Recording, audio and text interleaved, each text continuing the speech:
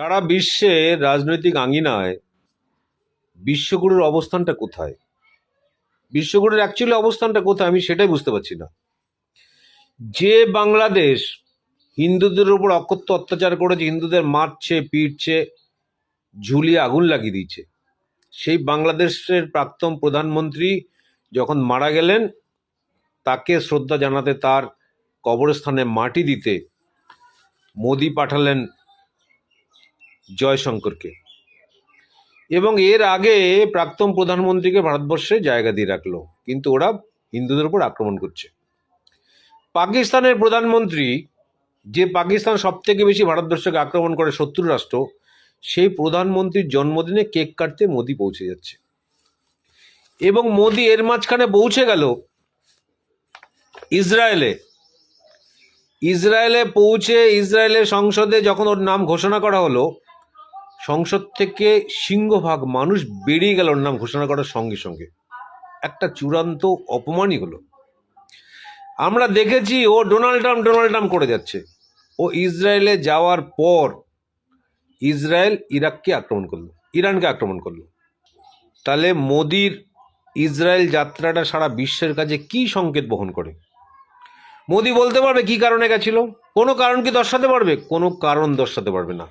না দেশের জন্য গেছে, না দশের জন্য গেছে, গেছে বিদেশের জন্য, ডোনাল্ড ট্রাম্পের জন্য গেছে, ভারতবর্ষের কোনো হিতে যায়নি। এবং বলি, বর্তমানে যে ইরানের রাষ্ট্রনায়ক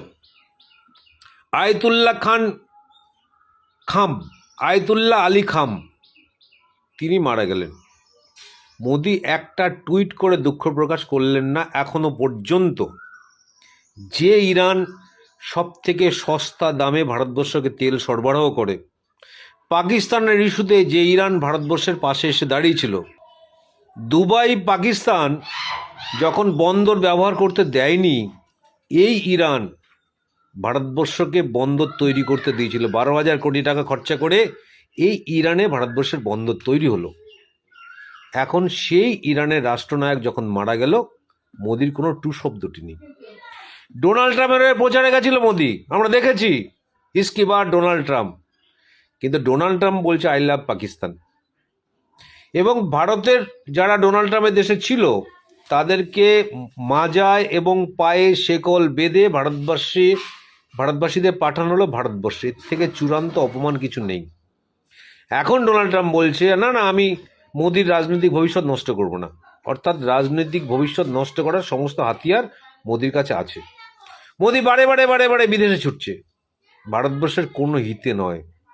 বিশ্ব ঋণে এখনো পর্যন্ত ভারতবর্ষ সব থেকে আগে। সে কারণে আমি বলবো, মোদির অ্যাকচুয়ালি বর্তমান অবস্থা কি, কিসের অবস্থান? আমার যেন মনে হচ্ছে সার্কাসের জোকারের যে অবস্থান, সারা বিশ্বের রাজনীতিতে মোদির অবস্থানও ঠিক তাই। আমার চোখে তাই মনে হচ্ছে। আপনারা ভাবুন, আপনাদের চোখে কি মনে হচ্ছে?